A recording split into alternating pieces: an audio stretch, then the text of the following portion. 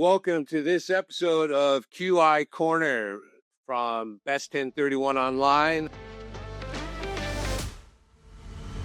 I am 1031 Broker James, and with me, my co-host, Greg Burns of IPX 1031. Hello, Greg. Hey, how are you? I'm doing great. Thank you.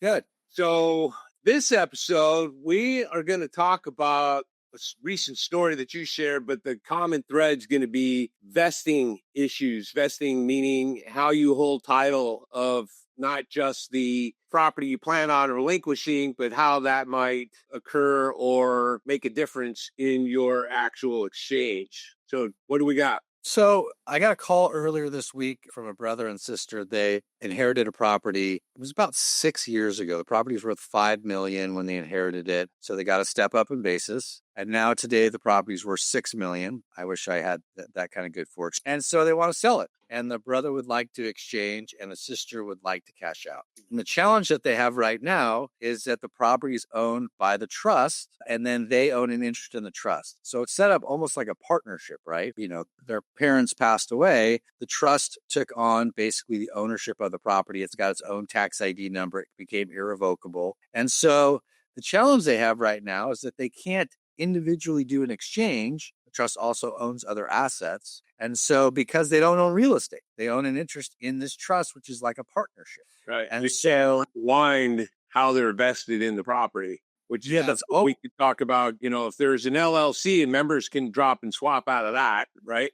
Yeah, we try not to do that in California, right? I mean, drop and swap in California and in New York are like kind of a tough thing to do. You could certainly do it. Most tax advisors like to see you hold it for 12 months or more, and I think these clients are going to have to do the same thing. They're going to have to, drop and swap out of this trust into a tenant in common structure. And they're going to probably have to hold it, ideally as tenants in common for probably 12 months before they, do an exchange and kind of go their separate ways.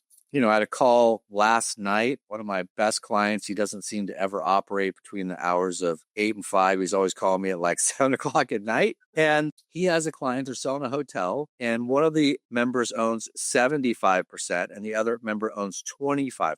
And they're in an LLC. And so 75% member wants to trade.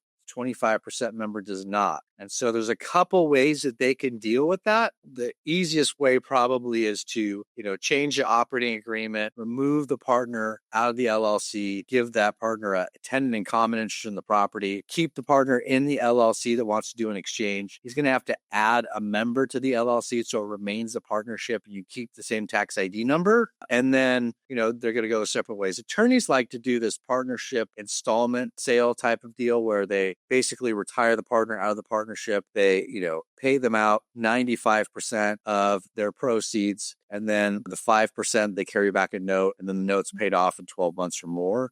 They call them, we call them PIN transactions or partnership installment notes as a structure that the attorneys really like to use. But I would say, really the key is when you're thinking about selling an asset that is owned by more than one member, it's really important to, just figure out whether or not those members are going to be going doing an exchange with you. Are you guys in a partnership? If you are they guys sticking together? Are you wanting to go your separate ways?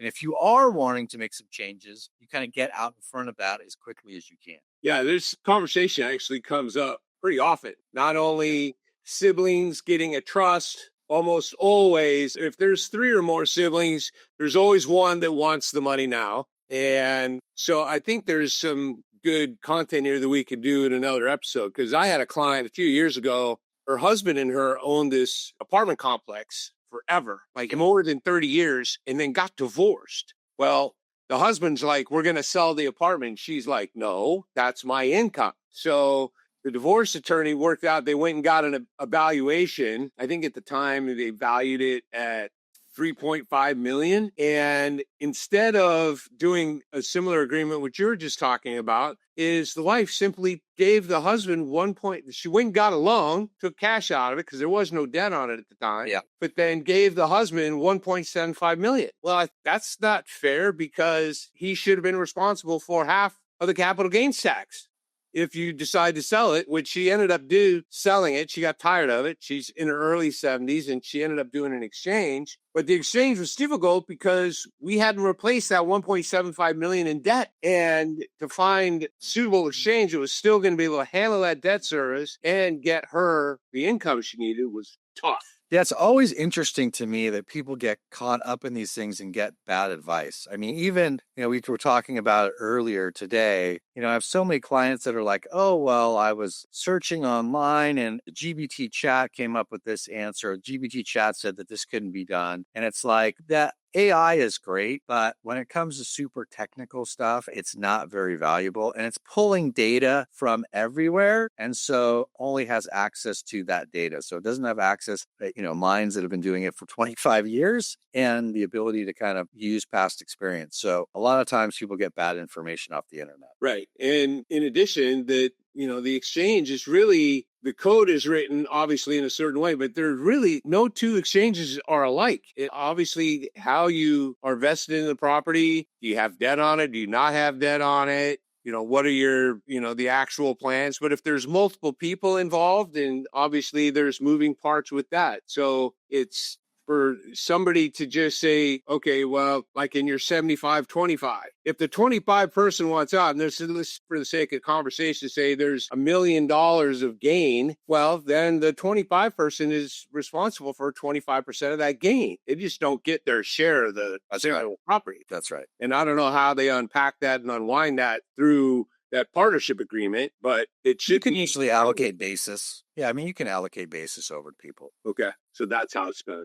All right. Yeah. But, you're right. There's so many variations to every exchange that exists. I mean, if you ask 90% of the people that have done exchanges, hey, do you have to replace a debt in a 1031 exchange? Almost all of them would tell you yes. But there is a caveat to that, which is you can offset debt with cash. And most people don't really know that. So there's little tricks and tips, and it's important to obviously work with somebody like that you can trust that understands it. Obviously, you've done a lot of exchanges over the years. We've, been around each other and done a lot of exchanges together. And so it's important to have a trusted resource for sure. Right. Yeah. Because especially with the people I'm dealing with that are typically senior citizens, they're 70 years old or older. And sometimes they do still have a very small amount of debt. They've got a $2 million property with $200,000 in debt. Yeah. Or $200,000 does need to be replaced. But yeah, they can come out of pocket for it. You don't have to go get a $200,000 loan, which would be punitive in today's standards. Yeah, for sure. So yeah, there's definitely, like you said, customize, got to map it out, plan it out before you even sell the property you plan on relinquishing, just to make sure that everything is smooth. And as my tagline is, the best 1031 is a successful 1031. That's true. So, all right. Again, great time with you, Greg. Thank you very much for showing up. And thank you to everybody else that's tuning in. Remember to like, subscribe, make comments so that we can reply to your comments. We will certainly do that. Maybe some of your comments or share a story that Greg and I can unpack here on the QI Corner. And until then, we'll see you on our next episode.